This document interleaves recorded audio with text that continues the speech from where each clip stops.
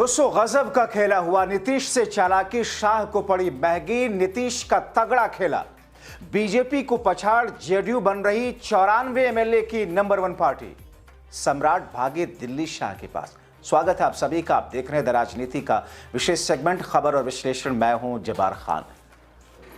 तो क्या अभी तक वो शाह जो खुद को देश की राजनीति का चाणक्य समझते आ रहे थे, नीतीश कुमार ने एक झटके में उनकी सारी चालाकी ध्वस्त कर दी? आखिर ऐसा क्या कर दिया नीतीश कुमार ने कि बिहार की सबसे बड़ी नंबर 1 पार्टी 89 विधायकों के साथ में बीजेपी अब दूसरे नंबर पर खिसक रही है और नीतीश कुमार की जेडीयू पहले नंबर पर पहुंच रही है, वो भी 94 एमएलए के साथ में। आखिर हुआ क्या है दोस्तों? कौन कौन से विधायक जेडीयू के साथ में आ रहे हैं, नीतीश कुमार के साथ में आ रहे हैं? विस्तार से आपको सब कुछ बताते हैं दोस्तों खबर समझने से पहले सबसे पहले आपको मैं बिहार मंत्रिमंडल की एक झलक दिखाता हूं। अपने जहन में आप ये बैकग्राउंड रखें ताकि आसानी से समझ सके नीतीश के नए चाणक्य वाले समीकरण को। दरअसल नीतीश ने जेडीयू कोटे के 6 मंत्री पद खाली रखे हैं, जिसे कई जानकार शाह के सामने नीतीश का झुकना बता रहे थे। मगर वो नीतीश हैं, वो जो सोचते हैं शाह क्या खुद को सबसे बड़ा चाणक्य समझने वाला राजनीतिक नहीं समझ सकता। और यही नीतीश का प्लान था कि ठंडा करके जरा खाते हैं, करने दीजिए शाह साहब को जो करना है। दोस्तों आपने देखा कि मंत्रिमंडल में बीजेपी कोटे के 14 मंत्री बने, जबकि जेडीयू कोटे के 8 जिनको शपथ हुई। यानी जेडीयू कोटे के 6 मंत्री पद अभी भी खाली हैं। और यही दरअसल इस जेडीयू कोटे के 6 मंत्री पद जो खाली हैं, यही दरअसल एक बुनियाद है खेला करने के लिए। ध्यान से सुनिए दोस्तों, बड़ा दिलचस्प मोड़ आ चुका है बिहार के एनडीए में, जिसे हर कोई हैरान है। दरअसल दोस्तों बिहार का खेला क्या है? बिहार में 2 खेला इस वक्त है। एक ये कि नंबर 1 की पार्टी नीतीश कुमार का बनना, क्योंकि इसके पीछे उनकी मजबूरी है और उस मजबूरी के सामने वो सारी बाधाओं को पार पा रहे हैं। और दूसरा, बीजेपी उनको दबा ना सके। और तीसरा, नीतीश कुमार हमेशा ये चाहते हैं कि उनके सामने आरजेडी गठबंधन इतना मजबूत रहे कि कभी भी एक दूसरा विकल्प उनके सामने सरकार बनाने का रहे। तो दरअसल नीतीश कुमार जेडीयू विधायकों की संख्या बढ़ाकर फिर से पहले वाली स्थिति बिहार में ला रहे हैं, ताकि बड़े भाई की भूमिका में आसानी से आए और पहले की तरह बीजेपी की तरह सरकार बनाने का ऑप्शन पूरी तरह सीमेंटेड पक्का हो जाए। इसलिए उनकी नजर अब दोस्तों कहां पर है? जिस जगह पर खबर ही आई थी दोस्तों, और अभी बीएसपी के आला केंद्रीय नेतृत्व ने भी कहा था कि साहब उनके इकलौते विधायक को भी तोड़ने की कोशिश कर रही है बीजेपी। यहां तक कि आकाश आनंद ने भी उस शंका को जताया था अभी कल मायावती के भतीजे ने। अब दोस्तों बीएसपी का एक विधायक जिसे बीजेपी तोड़ नहीं सकी, मगर अब खेला सुनिए। एआईएम के 5 विधायक हैं, यहां तक तो आप ठीक समझते हैं। लेकिन इंडिया गठबंधन के 2 धड़ों में सेंध मारी है, जिसमें आईआईपी जिसका 1 विधायक है और कांग्रेस पार्टी जिसके 6 विधायक। आप हैरान होंगे, क्या कांग्रेस पार्टी के विधायक टूटकर नीतीश के साथ जा सकते हैं? दोस्तों मैं आपके सामने जो समीकरण, जो अंदर की खबर लाया हूं, आप देखिए और सुनिए और हैरान रहेंगे। एआईएम विधायकों पर दोस्तों न सिर्फ नजर है बल्कि संपर्क भी साध लिया गया वैसे नीतीश की तरफ से।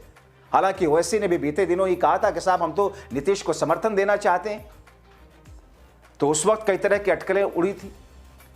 ओवैसी के सारे विधायक से संपर्क साधा गया है। अंदर की खबर है कि नीतीश की पार्टी के मंत्री जमा खान को इस काम पर लगाया गया। वो ओवैसी के विधायकों के संपर्क में है और करीब करीब कामयाबी मिल चुकी है। दोस्तों वैसे भी अगर ओवैसी के विधायक टूटे ना, साथ में आना हो, तो 100% आंख बंद करके नीतीश के साथ तो ही है। मगर नीतीश का खेला कुछ और है। कांग्रेस की बात सोचिए, 6 एमएलए में नीतीश के साथ आने की बात कही जा रही है। आप ध्यान में रखिएगा, 6 मंत्री पद अभी खाली हैं जेडीयू के। आप जमा खान जो संपर्क कर रहे हैं ना ओवैसी की पार्टी से, ये दरअसल जब आए थे इनके पास में, ये बीएसपी के विधायक थे 2020 के विधानसभा चुनाव में। मगर इनको ले आए थे नीतीश कुमार, उनको मंत्री बना दिया था। दोबारा अब टिकट दिया अपनी पार्टी से, जीते फिर से मंत्री बना दिया। तो एक ट्रैक रिकॉर्ड भी है। कहा जा रहा है कि 4 विधायक जिनसे संपर्क साधा गया कांग्रेस पार्टी के, अब उन 4 विधायकों के बीच में जेडीयू की नीतीश कुमार के दूत की डील चल रही है। अब दोस्तों 2018 में कांग्रेस टूट का सामना कर चुकी है, यह कोई पहली बार नहीं होगा। कांग्रेस के पूर्व प्रदेश अध्यक्ष और एमएलसी रहे अशोक चौधरी और अन्य 3 एमएलसी के साथ जेडीयू का हिस्सा बने थे। वो अशोक चौधरी की जड़ें कांग्रेस में रही हैं, इसलिए इस बार तोड़फोड़ की कमान फिर से अशोक चौधरी अपने हाथ में ले चुके हैं।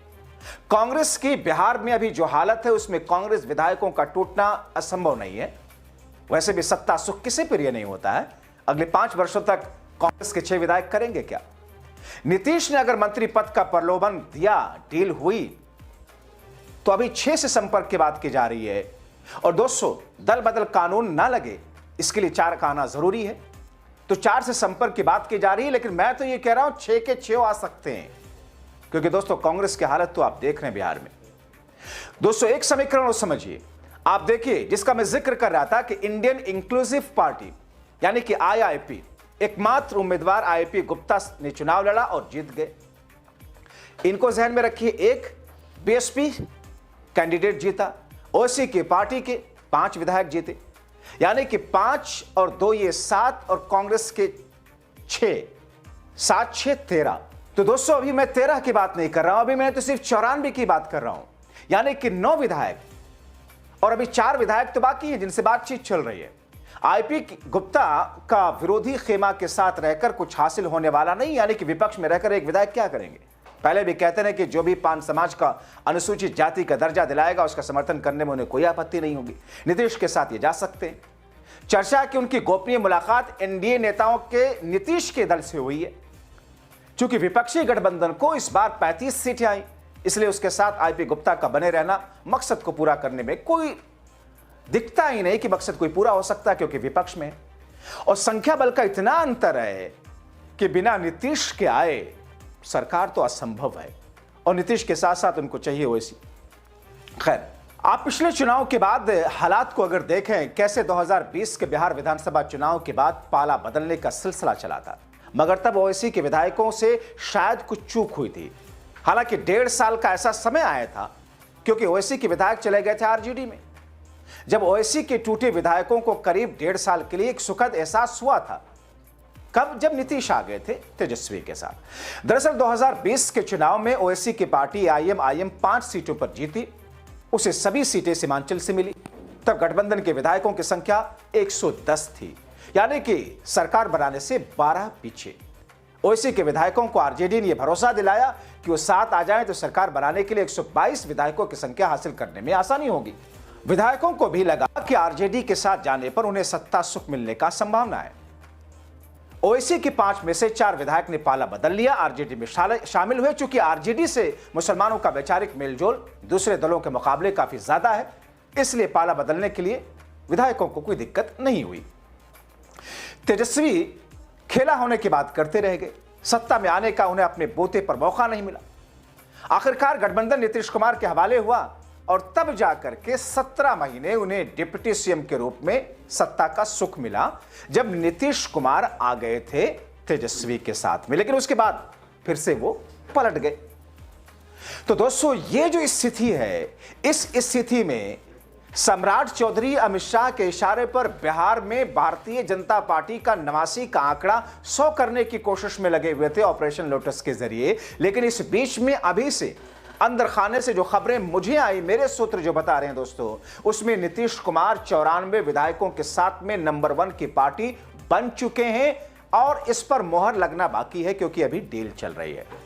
अब सुनिए दोस्तों, दुनिया का कोई भी राजनेता हो, कोई भी शख्स हो, आप देखिए कोई शख्स जो पहली बार विधायकी का चुनाव लड़ता है या टिकट के लिए दावेदार खुद को मानता है, वो भी सोचता है कि एक दिन मैं मुख्यमंत्री की कुर्सी पर तो पहुंच ही जाऊंगा, सीएम नहीं बना डिप्टी सीएम तो बन ही जाऊंगा, या कोई मंत्री पद तो ले ही लूंगा, या कुछ इतना बड़ा हासिल कर लूंगा जिससे मेरा और मेरी जनरेशन का फायदा हो जाए, मेरी कौम का फायदा हो जाए। कौन ऐसा शख्स है जो राजनीति में जो कहते हैं ना कि मैं तो प्रधान सेवक हूं, मैं तो सेवा भाव से राजनीति में आया? दोस्तों इससे बड़ा झूठ इस पूरे यूनिवर्स, पूरी कायनात में, पूरे ब्रह्मांड में कोई नहीं हो सकता। मौजूदा वक्त में राजनीति में कोई भी ऐसा नेता नहीं आता जो जनता की सेवा करने के लिए आता हो। मैं एक्सेप्शनल की बात नहीं कर रहा हूं, 0.001%। इक्का दुक्का लोग ऐसे होते हैं, मगर दोस्तों जो गुजरे हैं और आज की राजनीति में शायद वो भी नहीं होंगे। तो ऐसी स्थिति में दोस्तों किसी को भी सत्ता सुख भोगना खराब थोड़ी लगता है, और जिससे उनको न सिर्फ फायदा, भाई क्या होगा, ज्यादा से ज्यादा मीडिया में थोड़ी कटाक्ष होगी, सोशल मीडिया पर सवाल उठाएंगे, लोग गालियां बकेंगे, लोग खामोश हो जाते हैं हफ्ते 2 हफ्ते के बीच में, 1 महीने के बीच में, और फिर उसी शख्स के साथ में लोग सटने लगते हैं जो लोग गालियां दे रहे होते हैं। और फिर उस शख्स के पास में मौका होता है अपने लोगों का भला करने का, मौका होता है जिनकी बुनियाद पर वो जीता है उनके साथ खड़ा होने का, मौका होता है सत्ता सुख भोगने का, मौका होता है अगले चुनाव के लिए पैसा जमा करने का। मैं एक सीधे सीधे कह रहा हूं, मौका होता है अपने प्रोफाइल को, राजनीतिक प्रोफाइल को बढ़ाने का। 6 सीटें अभी हैं मंत्री पद के अंदर, मंत्री परिषद के अंदर नीतीश कुमार के लिए, जिसमें वो मंत्री बना सकते हैं।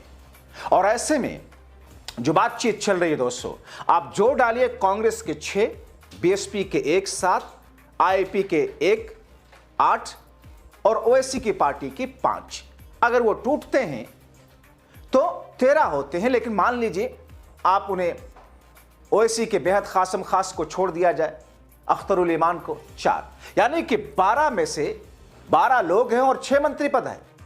हो सकता है 50-50 का मौका दे दिया जाए। अगर ये सारे के सारे नीतीश के साथ आ जाते हैं तो, सारे नहीं आते हैं, 8-9 आ जाते हैं दोस्तों, फिर भी नीतीश कुमार 94 की विधानसभा एमएलए के साथ में पहले नंबर की पार्टी बन चुके हैं। लेकिन इन तमाम चीजों के बीच में क्या शाह खामोश बैठेंगे? क्योंकि दोस्तों कल ही एक टीवी डिबेट में मैं देख रहा था कि इसी टॉपिक पर जब बहस हो रही थी तो बीजेपी के प्रवक्ता से जब पूछा गया तो उसने कहा कि अगर इतना सारा खेला, एक तरफ सारे लोग सक्षम हैं दूसरों को लाने में अपने पाले में, तो फिर बीजेपी क्या अक्षम थोड़ी है? उनका संकेत यह बताता है कि खेला यहीं खत्म नहीं होगा। बड़े दिलचस्प मोड़ पर है बिहार की राजनीति। अपनी राय जरूर लिखें।